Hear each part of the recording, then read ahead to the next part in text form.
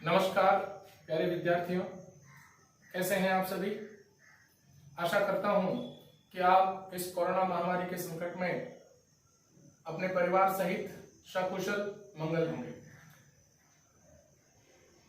मित्रों, वासुदेवा एकेडमी ने इस कोरोना महामारी के संकट में न केवल अपने वासुदेवा एकेडमी के ऐप से बल्कि वासुदेवा एकेडमी के यूट्यूब चैनल से एक शिक्षा जगत में क्रांति ला दी है। इसी को मद्देनजर रखते हुए प्रतियोगी परीक्षाओं के सारे वीडियोस एकेडमी ऐप और यूट्यूब चैनल पर अपलोड कर दिए गए हैं। साथ ही साथ बोर्ड्स के कुछ एग्जाम्स अभी बाकी हैं। उन बोर्ड्स के एग्जाम्स के लिए कुछ कक्षाएं प्रारंभ की जा रही है।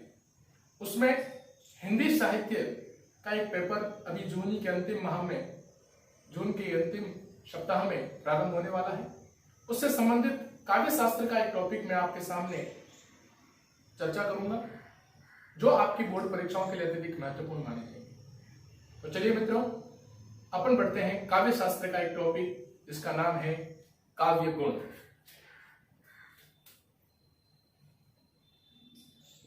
काव्य शास्त्र में बहुत महत्वपूर्ण योगदान देने वाला यह एक टॉपिक है काव्य गुण, जो आपने अपनी कक्षाओं में पढ़ा होगा। थोड़ा अपन इसको विस्तृत रूप से पढ़ते हैं, सारगर्भित पढ़ते हैं कि काव्य गुण होता क्या है। काव्य क्या होता है? जो लय, छंद, यति, गति, धर्म, भाव, अलंकार, छंदों से आबद्ध हो, बंधन से गुंफन से युक्त हो और जिसमें पूर्ण रूप से पाठक और श्रोता के हृदय को आह्लादित करने के भाव हो, वही काव्य का रूप है। काव्य के अनेक रूप माने गए, काव्य के अनेक अंग माने गए हैं, जिसमें एक अंग महत्वपूर्ण है, वो है काव्य गुण, जो कक्षा 12 बोर्ड हिंदी साहित्य के काव्य शास्त्र का पहला टॉपिक है।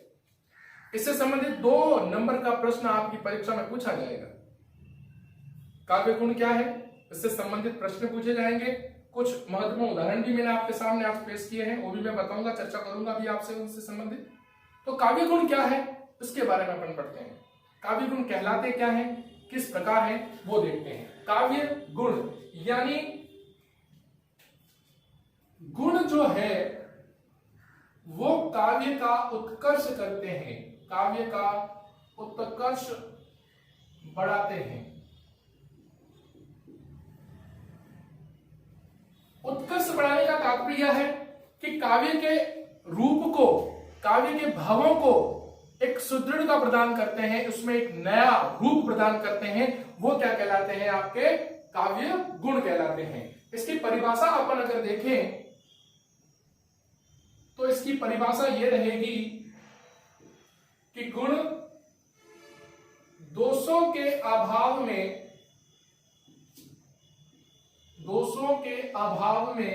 ध्यान रखना, यानी दोषों का अभाव जहां होता है, जहां दोष बिल्कुल नहीं हो, दोषों के अभाव में रस के आश्रित भाव को व्यक्त करने वाले तथा रसों के उत्कर्ष को बढ़ाने वाले होते हैं।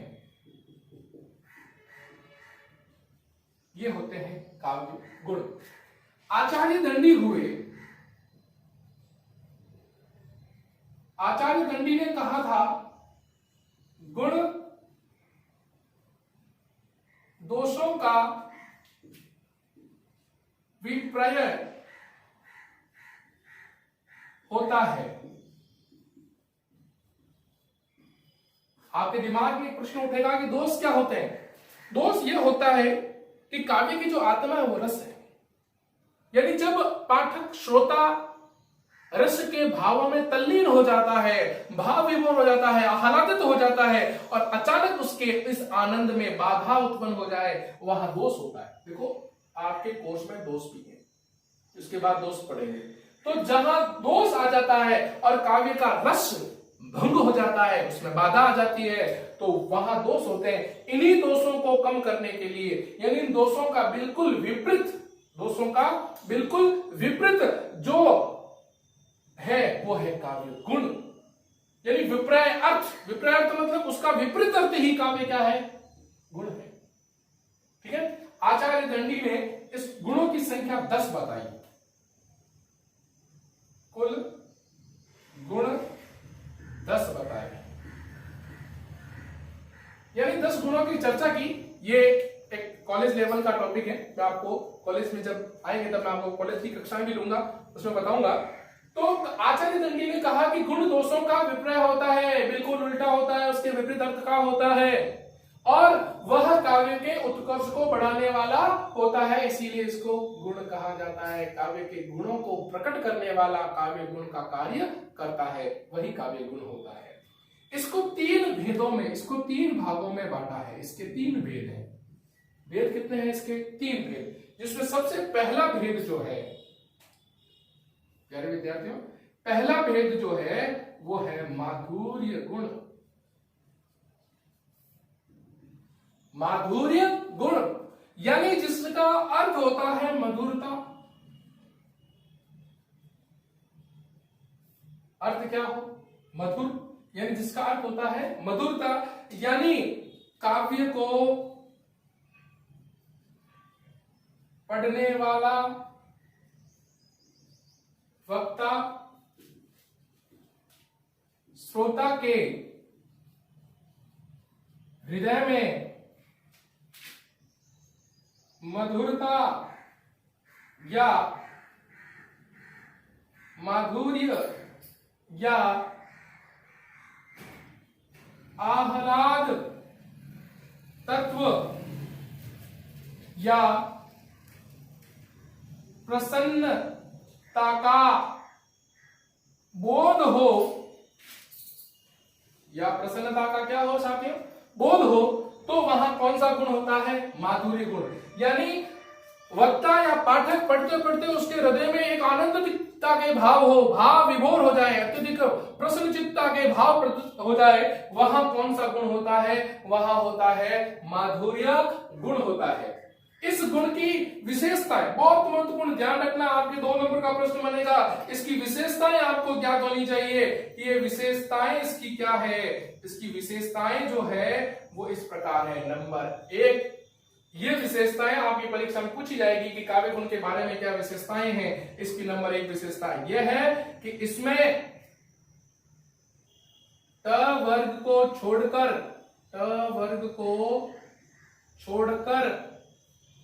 क से म तक वर्णों का प्रयोग। एक बात तो ये, यानी ट ठ ड ढ न, क्या कहें अपन? ट ठ ड ढ न, ट वर्ग की छोड़कर। दूसरा, समासों का अभाव, समासों का अभाव, यानी समास इसमें बिल्कुल प्रयुक्त नहीं होते। तीसरा, कोमल कांत पदावली, कोमल कांत पदावली का प्रयोग।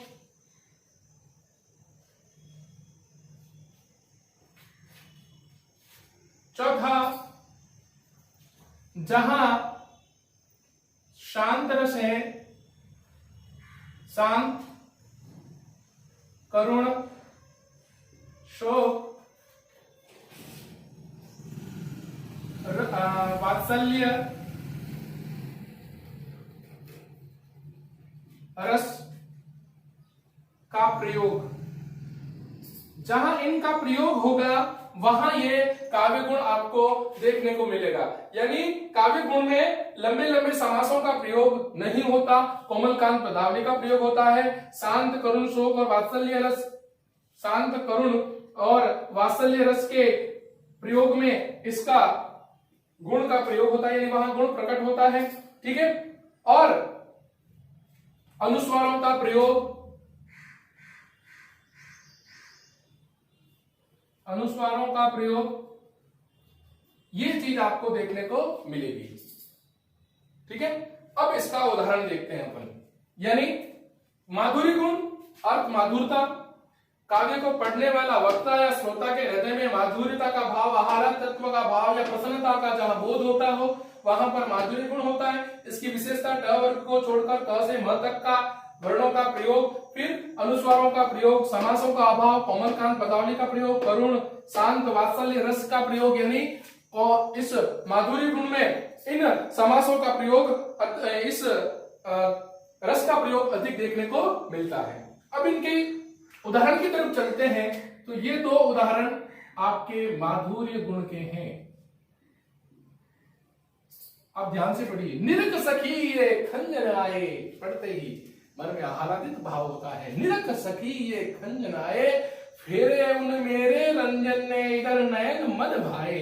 और उस नयनता के, उस प्रसन्नता के भाव से जो हृदय में आह्लादित और प्रसन्नता के भाव पैदा करते हैं, काव्य को पढ़ते ही, सुनते ही, चाहे वो श्रोता हो चाहे वो वक्ता हो, पढ़ते ही मन में आह्लाद का भाव, प्रेम का भाव, स्नेह का भाव आ जाए, वहां कौन सा गुण होगा? माधुर्य गुण। दूसरा उदाहरण देखिए। बिंदु में थी तुम सिंधु अनंत, एक सुर में समत संगीत, एक कालिका में अखिल वसंत, धरा पर थी तुम स्वर्ग पुनित। दोनों महत्वपूर्ण उदाहरण है। एक लीजिए, अनुस्वारों का प्रयोग हुआ, कोमलकांत पदावली का प्रयोग हुआ। एक में जो श्रृंगार रस का भी प्रयोग कर सकते हैं अपन, श्रृंगार रस का भी प्रयोग हुआ है, शांत रस का भी प्रयोग हुआ है। तो इसमें कौन सा गुण माना जाएगा विद्यार्थियों? इसमें गुण माना जाएगा माधुर्य गुण। आप इसका स्क्रीनशॉट ले सकते हैं। अपन आगे चलते हैं।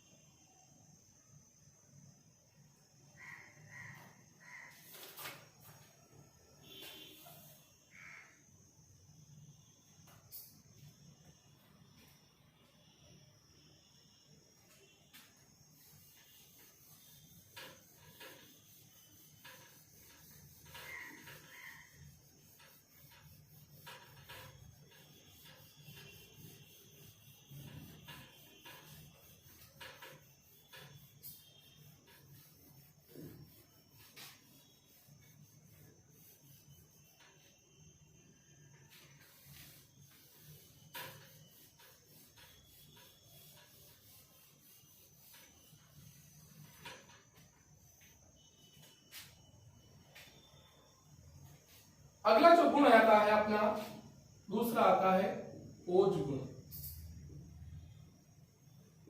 नाम से मालूम चलता है ओज, प्रताप, तेज, दीप्ति। यानी जहां पर क्या प्रयुक्त हो, अर्थ क्या है? ओज, प्रताप है, दीप्ति, ये सब क्या है?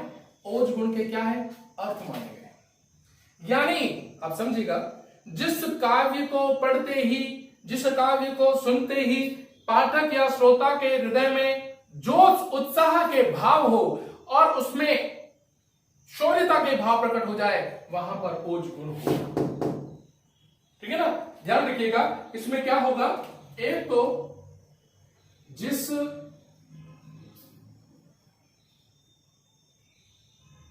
काव्य को पढ़ने या सुनने से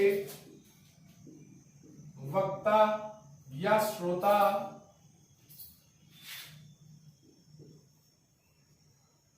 के हृदय में, वक्ता या श्रोता के हृदय में उत्साह, जोश, ठीक है, वीर, शौर्य आदि के भाव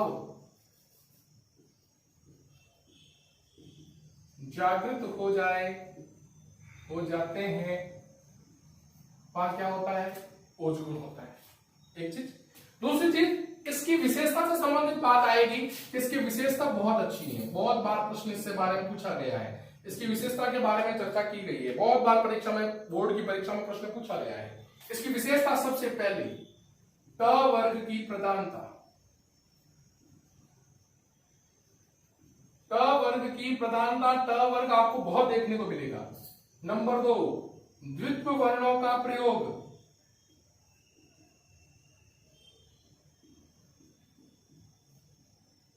नंबर 3 समासों का प्रयोग।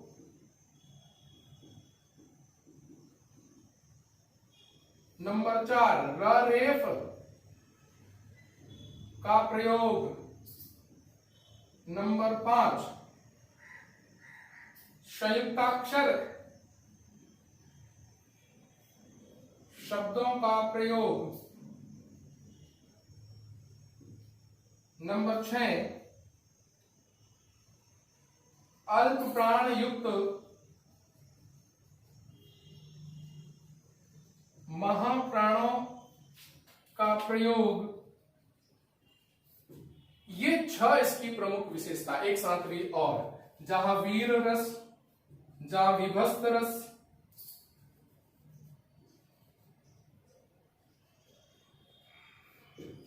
रौद्र रस,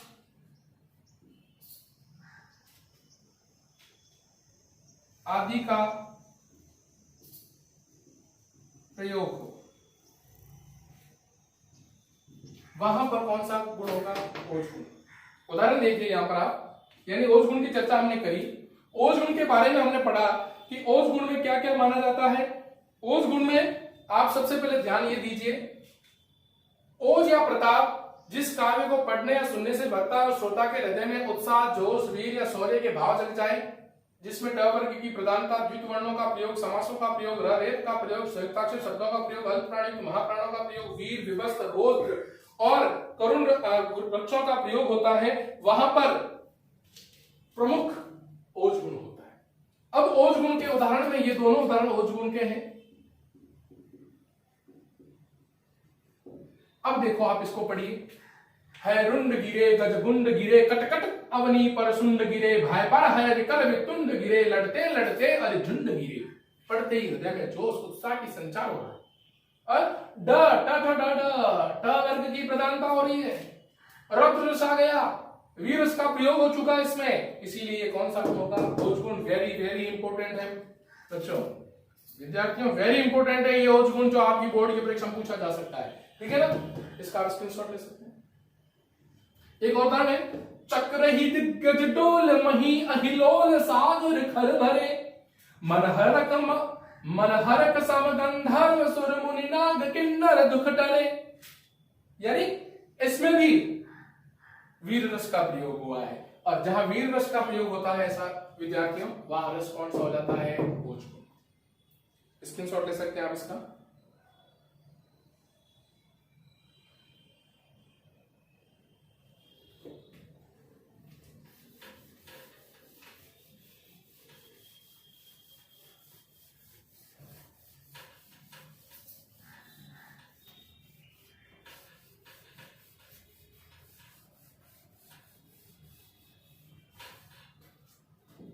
तीसरे और अंतिम गुण की आप चर्चा करेंगे, वो है प्रसाद गुण। बहुत इजी है प्रसाद गुण, बहुत इजी।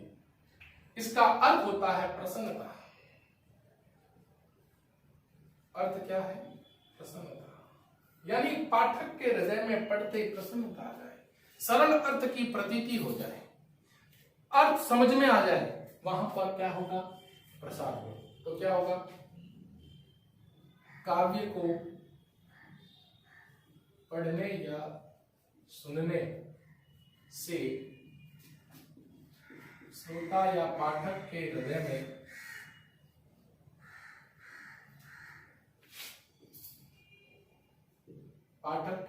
में प्रसन्नता, तृप्ति आदि का बोध हो, तथा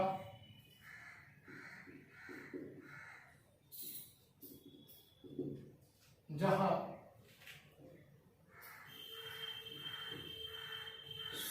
सुबोधता युक्त भाषा शैली प्रयुक्त हो, वह कौन सा होगा? प्रसाद गुण। बहुत इजी है, पढ़ते ही समझ में आ जाए। यानी एक बात कह सकते हैं, सरल अर्थ की प्रतीति, यानी सरल अर्थ के भाव प्रकट हो जाएं। दूसरा कह सकते हैं सुबोध काव्य, ठीक है। तीसरा कह सकते हैं अपन कोमल कांत पदावली, ठीक है ना। चौथा कह सकते हैं अभिधा शब्द शक्ति जहां प्रयुक्त हो।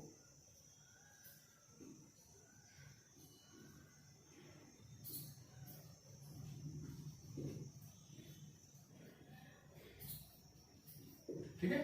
अब जैसे देखिए आप, वह आता दो टुक कलीजे कलेजे के करता पछताता पथ पर आता। पढ़ते समझ में आ गया, पढ़ते सरल अर्थ की प्रतीति हो गई, सुबोध शब्दों का प्रयोग हो गया, कोमल कांत पदावली हो गई। वह जीते सर मैंने के ऐसे देखे मैं, हरिणी के नैनान ते हरिणी के यह नैन। पढ़ते समझ में आ जाए, सरल अर्थ की प्रतीति हो जाए, वहां पर प्रसाद गुण है। आशा करता हूं कि आज जो हमने पढ़ा प्यारे बच्चों आपके समझ में आया होगा। और अगर इससे संबंधित किसी प्रकार का कोई डाउट हो तो मेरे कमेंट बॉक्स में आप जरूर लिखें। बोर्ड परीक्षाओं के मद्देनजर रखते हुए काव्य शास्त्र का पहला टॉपिक आज हमने पढ़ा है। दूसरा टॉपिक जल्द ही मैं आपके सामने लेकर आऊंगा। तब तक आप इसका स्वाध्याय करें, पढ़ें और अपने बोर्ड की परीक्षाओं को सुदृढ़ता प्रदान करें। धन्यवाद।